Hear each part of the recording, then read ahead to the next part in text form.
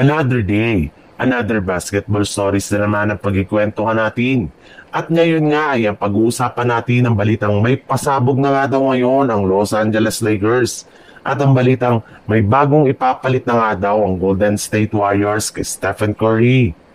Habang tumatagal nga, si DeAndre Ayton sa Los Angeles Lakers ay unti-unti nang gumaganda ang kanyang galaw sa kanilang team. At ito ay dahil sa mas nagagaway na nga po niya ang bagong sistema ng Lakers at ang playing style ng kanyang mga bagong teammates. Kaya mas makakatulong na nga siya ng gusto sa kanilang mga laro lalo na pagdating sa rebounding at scoring.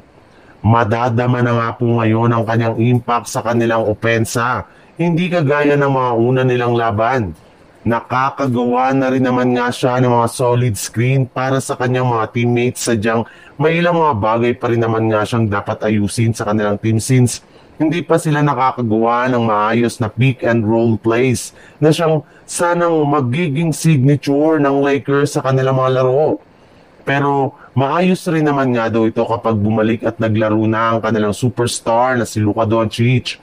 Well, kapag nangyari nga yan ay dyan na nga magsisimula ang paglabas ng tunay na galaw ni Ayton na siyang magpapalakas ng gusto sa opensa at depensa ng Los Angeles Lakers.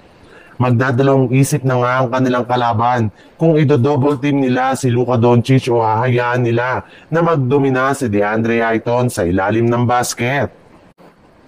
Sa ibang balita naman, hirap nga talaga ang Golden State Warriors na manalo sa kanilang mga laro kapag wala ang kanilang superstar na Stephen Curry.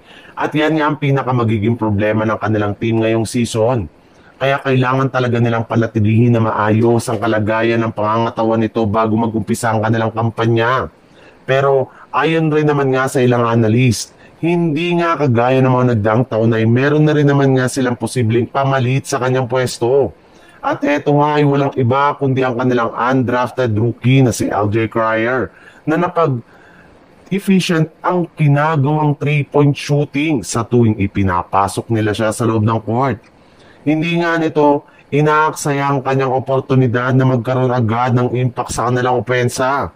Kaya kung sakasakali man nga na ibigay nila sa kanya ang two-way slot sa kanilang lineup ay hindi nga malabo na magamit nila bilang kapalitan ni Stephen Curry sa kanilang rotation, lalo na pagdating sa point guard position.